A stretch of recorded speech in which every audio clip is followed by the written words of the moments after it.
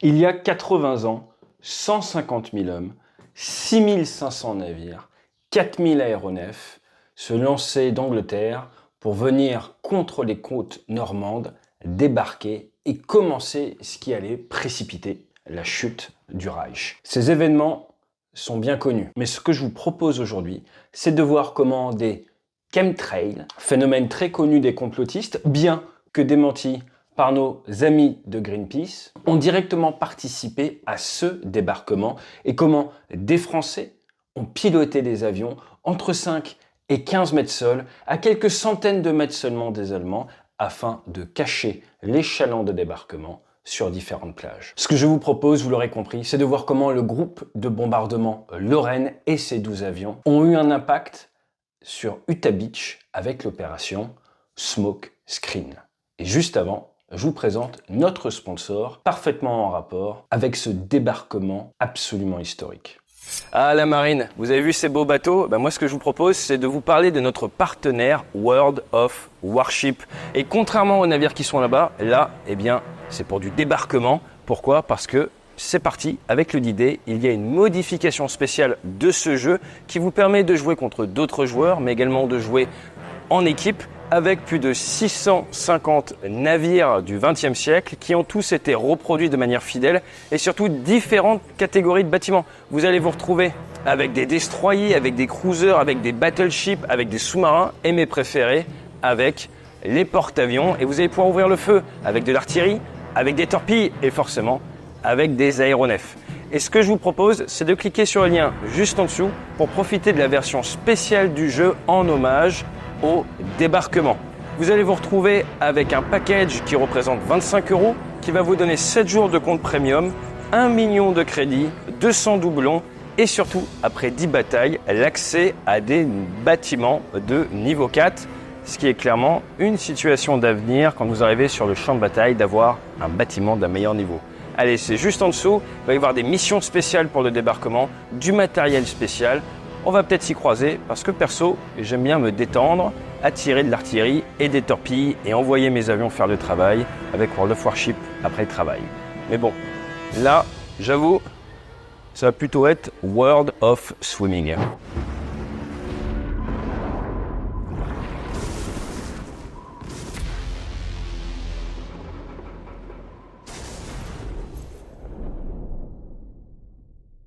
Alors si je vous dis que vous devez coordonner des navires, l'armée de terre, du bombardement maritime, du bombardement aérien et également larguer plus de 23 000 parachutistes, mais également des troupes en planeur qui vont avoir comme gros avantage par rapport aux parachutistes, eh bien de vous amener une concentration d'hommes, une petite section à un endroit tout de suite prêt au combat, pas besoin d'avoir à se rassembler, pas besoin de recréer du groupe, vous pouvez donc arriver beaucoup plus près de la cible, 45 mètres dans certains cas, et qu'il va falloir faire décoller tout ce petit monde d'une centaine d'aéroports en Angleterre. Comment est-ce que vous y prenez? Et ce qu'il faut voir avec le débarquement, c'est que cela a été extrêmement compliqué et le commandement suprême a été donné au général Eisenhower. Celui-ci s'est forcément appuyé sur différents experts qui avaient chacun leur zone de responsabilité et c'est une gestion de projet géant qui, heureusement, a plutôt très bien fonctionné. Ce qui est important de comprendre, c'est qu'en face, vous avez quand même le mur de l'Atlantique. Ce dernier, imaginé en grande partie par Rommel,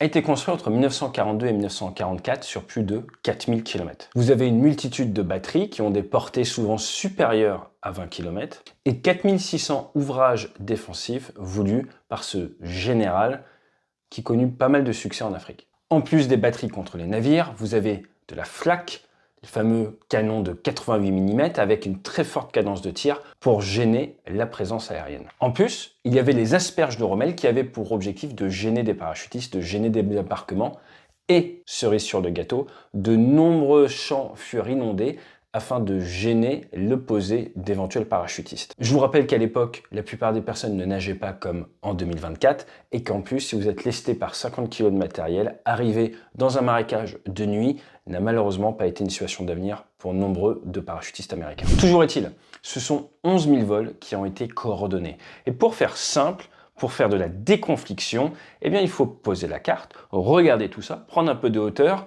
et séparer les gens d'un point de vue horizontal et d'un point de vue vertical. Vous allez donc décider que certains vols se feront par l'ouest, d'autres par l'est, d'autres peuvent passer un petit peu au milieu, et ensuite vous donnez des altitudes différentes à tout ce petit monde. Vous séquencez les départs et vous vous retrouvez à déconflicter tous ces vols en minimisant le nombre d'échanges radio. Les objectifs étaient multiples. D'un côté, vous avez le bombardement qui doit se faire en amont. Les Britanniques sont plutôt dans du bombardement de nuit, les Américains dans du bombardement de jour de plus haute altitude grâce à un système de visée qui leur était propre. Augmentez tout ça avec des Spitfire qui vont faire de la reconnaissance aérienne. Il vous faut forcément une couverture de chasse. Et après, il vous faut du transport, comme par exemple avec les C-47 Dakota qui vont pouvoir larguer les parachutistes ou alors tracter des planeurs qui ensuite vont pouvoir se poser proche de leurs objectifs. On se retrouve donc avec 10 000 tonnes de bombes larguées sur des batteries côtières, la 101e et 82e Airborne qui vont être parachutées sur le flanc ouest, les Canadiens et les Britanniques sur le flanc est, des éclaireurs vont devoir être projetés avant le gros des troupes afin de pouvoir guider sur les zones de largage.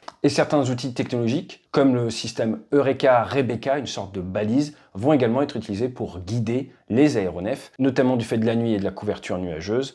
Mais malgré cela, un grand nombre de parachutistes se retrouveront hors zone. Alors tout ça avec notamment les planeurs Orsa, qui ont permis la prise du pont de Bénouville, les Waco ou les Hamilcar, d'ailleurs surnommés les cercueils volants car ils étaient fabriqués par des ébénistes dans les mêmes matériaux que des cercueils. C'est la partie très connue de la phase aérienne du débarquement. On pourrait noter tout de même l'opération Fortitude, avec notamment le lâcher de leurres qui sont encore utilisées de nos jours, ces fameux leurres électromagnétiques dits radarisables, des petites bandelettes qui vont vous permettre de faire croire qu'il y a des avions ou de faire de la séduction pour un missile qui essaye de venir vous chercher grâce à son radar. Mais moi, ce qui m'intéresse vraiment, c'est de rendre hommage au Lorraine. Le Lorraine, il a été créé en 1940 par les forces françaises libres. Il va rester actif jusqu'en 1953. Il va connaître l'Afrique, le Proche-Orient et également l'Angleterre, la Normandie, plus tard les Pays-Bas, et il défilera au-dessus des Champs-Élysées en forme de croix de Lorraine. Il trouve vraiment son nom le 24 septembre 1941 en devenant le groupe de bombardement numéro 1 à Lorraine et il va accompagner Leclerc sur Koufra. À cette époque, il pilote des Blenheim, Bristol, il y en a 4422 qui ont été fabriqués, 2 fois 840 chevaux, 3 personnes à bord dont un mitrailleur. Vous êtes sur du 3 tonnes 7 au décollage, vous pouvez monter aux alentours des 5 tonnes 6, c'est assez lourd pour 1600 chevaux, et vous allez pouvoir prendre environ 450 kg de bombes. Plus tard, ils vont passer sur les Douglas Boston, 7400 seront fabriqués, et là, c'est 2 fois plus puissant, 2 fois 1600 chevaux, et vous êtes entre 7 et 12 tonnes pour 900 kg de bombes. Ils se feront une spécialité de taper les centrales électriques, les gares de triage ou même les sites de tir de V1.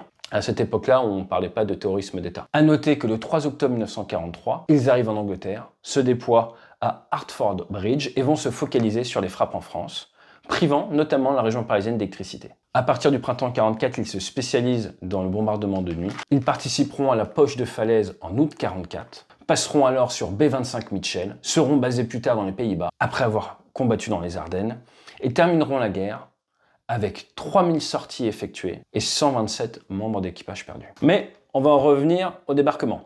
Utah Beach, c'est la mission pour le Lorraine. Ils vont devoir défendre cette plage le plus à l'ouest, mais surtout défendre le débarquement de troupes. Il va donc falloir réussir à mettre en place un écran de fumée entre les batteries côtières et les chalands de débarquement et les croiseurs au large. Utah est une des 5 plages où les troupes vont débarquer à partir de 6h30 du matin. Elle fait 5 km de long, plus de 20 000 hommes doivent débarquer et 14 000 parachutistes vont être droppés dans l'arrière-pays. C'est d'ailleurs par Utah que la 2e DB de Leclerc arrivera en France fin juillet 44. La coordination doit être assez forte. Dans un premier temps, il va y avoir un bombardement des batteries côtières par 300 B-26 Marauder qui vont faire le choix de descendre entre 4000 et 6000 pieds et bombarder dans l'axe de la plage afin d'avoir un maximum d'impact, là où par exemple leurs collègues à Omaha Beach vont bombarder perpendiculairement et à cause de la météo vont se retrouver à tirer leurs bombes trop loin et avoir très peu d'impact militaire. À Utah, les bombardiers font bien leur travail, réussissent à avoir un impact vis-à-vis des batteries côtières et des défenses allemandes, mais l'opération Smoke Screen est là pour réduire encore le danger de ces opérateurs. Le Lorraine y participe avec 12 avions. Le 5 juin, ils ont dessiné les bandes de débarquement sur leur aéronef afin de s'assurer de ne pas être pris pour des adversaires. À 3h30 du matin, briefing, et il est décidé que les équipages seront réduits, que le mitrailleur ne sera pas à bord, à cause de ces chemtrails qui sont toxiques. Le briefing est clair, 6 patrouilles de 2, décollage espacé de 10 minutes. La navigation se fait initialement au-dessus d'Angleterre, on va vers Portsmouth, ensuite un cap au sud, pointe de Barfleur. À 6h10, on s'aligne avec les îles Saint-Marcouf, où d'ailleurs des militaires ont débarqué en nageant, pensant qu'il y a une présence allemande, mais il n'y en a pas. Néanmoins, certains militaires perdront la vie à cause des mines. Puis ça descend entre 5 et 15 mètres sol, 400 km/h, vitesse tactique, 300 mètres des Allemands. Les avions sont à la queue leu et toutes les 3 minutes, il faut qu'un avion passe et vienne mettre de la fumée afin de gêner les défenseurs allemands. Il y a notamment la batterie d'Azeville ou encore celle de Saint-Marcouf. Et face aux navires, elles peuvent être très dangereuses. Je vous rappelle que les Français libres du Lorraine ne sont pas les seuls à participer. Vous avez le commando Kiefer, qui débarque à Sword, les croiseurs Montcalm et Georgelais au large, les destroyers Rosil et la combattante, et vous avez également des groupes de bombardement comme le Tunisie, mais également des groupes de chasse comme l'Île-de-France, l'Alsace et Cigogne. La chasse ne sera pas trop utile ce jour-là car la Luftwaffe est quasi absente du ciel de Normandie. Il y aura seulement 2 avions allemands qui vont venir straffer, comme on dit, mitrailler des plages, et vu qu'ils se sont introduits en basse altitude et repartent en basse altitude, toute la protection de chasse ayant fait le choix d'être en moyenne et haute altitude, ne va pas les détecter, mais on peut le dire, il y a eu très peu de combats aériens entre avions lors du D-Day. Par contre, un Messerschmitt 410 se fera mitrailler par un Mosquito alors qu'il est en approche sur le terrain de Saint-André-de-l'Eure, terrain qui m'est cher car c'est là que j'ai appris à piloter. Ce De Havilland 98, ou la merveille en bois comme il est surnommé, va coiffer l'avion allemand opposé, va le mitrailler, va amener cet avion à s'écraser. Le radio décédera, mais le pilote s'en sortira blessé. À noter que cette base de Saint-André-de-l'Eure était une des seules 3 bases de la région avec de la piste en dur et que du fait des bombardements intensifs de la préparation et du débarquement, les avions avaient tendance à être cachés dans la forêt autour. Le débarquement sur Utah Beach sera d'un point de vue débarquement un franc succès avec seulement 200 pertes lors du débarquement le jour du 6 juin, mais un succès mitigé pour la partie aéroportée avec plus de 2500 pertes chez les parachutistes. L'objectif qui était de se rapprocher de Cherbourg et d'en faire une tête de pont sera efficace, et 20 jours après, Cherbourg tombe aux mains alliées. Si vous pouvez trouver bizarre ces opérations de combat, sans ouvrir le feu, mais en larguant de la fumée, eh bien sachez que ce n'était pas nouveau. Regardez ces images qui nous viennent des années 20, où déjà d'un point de vue aéromaritime, il y avait coordination entre des flottes et les navires afin de protéger les bâtiments, car exactement comme certains militaires au sol peuvent envoyer des grenades fumigènes, cela est utile pour les bateaux qui savent le faire tout seuls, chars qui ont également cette capacité, et certains avions, même si ce sont des pratiques que l'on ne retrouve plus dans la guerre moderne, car avec l'arrivée des missiles, faire une opération chemtrail au combat ne serait clairement pas une situation d'avenir. Et je ne parle pas de l'empreinte écologique. Au final, ce que nous voulions faire avec cette vidéo, c'est rendre hommage aux pilotes des forces aériennes françaises libres du groupe de bombardement Lorraine qui sont allés au combat sans armement afin de protéger les Américains lors de ce débarquement sur Utah Beach. Le Lorraine a été réactivé depuis et vole actuellement sur Rafale depuis la base de Mont-de-Marsan, un Rafale monoplace qui perpétue les traditions de cette unité qui contribua à changer l'histoire du monde. Je vous souhaite une excellente semaine, profitez bien des célébrations des 80 ans du débarquement. L'histoire militaire y fut extrêmement dense et il existe une multitude de petites histoires peu connues qui mériteraient à être plus partagées. Je vous dis à très bientôt sur la chaîne et fly safe.